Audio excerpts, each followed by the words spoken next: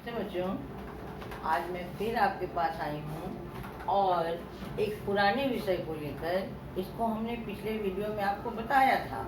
प्रश्न पत्र के प्रारूप की चर्चा हुई थी उसमें, और मैंने ये भी आपको कहा था कि अगर उसमें कोई परिवर्तन होगा तो मैं निश्चित रूप से आपको अवगत कराऊंगी।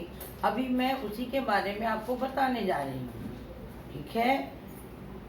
तो प्रश्न पत्र का जो प्रारूप बताया था मैंने, उसमें मैंने आप लोगों को कहा था कि पूरे प्रश्न पत्र को 4 खंडों में बांटा गया है, क, ख, ग और घ।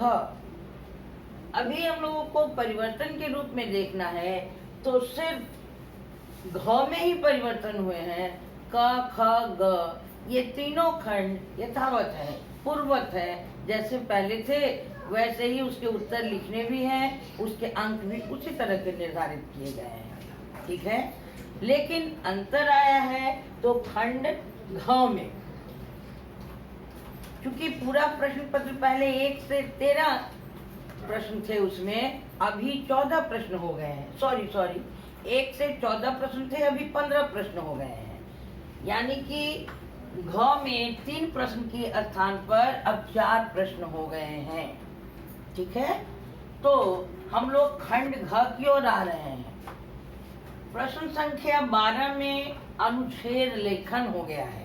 पहले वहां पर निबंध लेखन था 10 अंक का, लेकिन अब वह एक ही अनुच्छेद में लिखना है, अनुच्छेद लेखन, और उसके अंक हो गए हैं 5। यानी वो 5 अंक का हो गया है और उसको 80 से 100 शब्दों में लिखना है, वह भी संकेत बिंदुओं के आधार पर, ठीक है। फिर एक बार प्रश्न संख्या 12 अनुच्छेद लेखन हो गया है, जो कि 80 से 100 शब्दों का होगा और उसमें अंक होंगे 5, जबकि पुराने प्रश्न पत्र में यह 10 अंक का था निबंध के रूप में।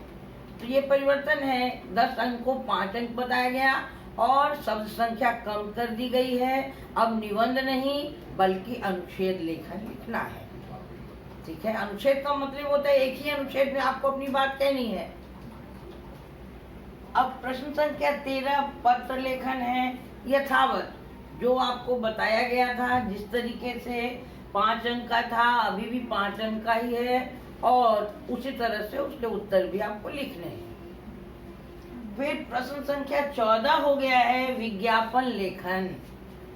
विज्ञापन लेखन की भी चर्चा हम लोग पिछली बार किए थे, वो भी 5 अंक का है, 25 से 50 शब्दों में लिखना है।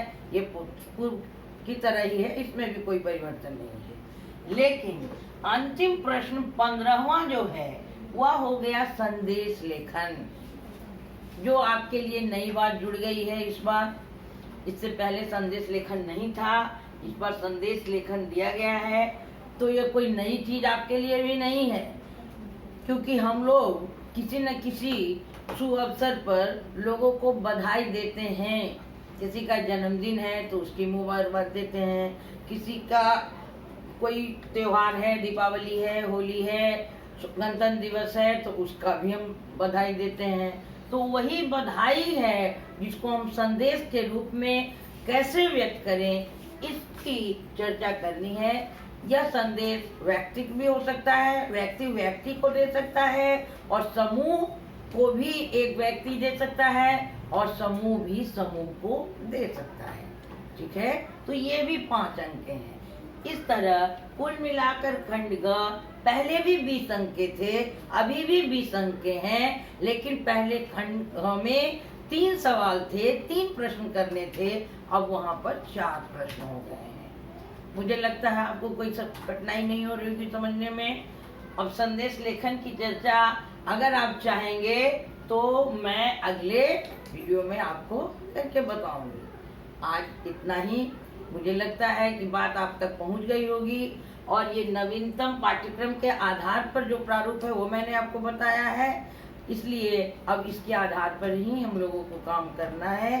उम्मीद है मेरी बात आप तक पहुंच गई होगी, और आप अगर समझ में आ गई बात तो आप सब्सक्राइब कीजिए, लाइक कीजिए और शेयर कीजिए। धन्यवाद।